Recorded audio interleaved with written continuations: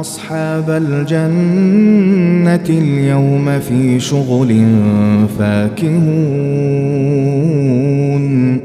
هم وأزواجهم في ظلال على الأرائك متكئون لهم فيها فاكهة ولهم ما يدعون سلام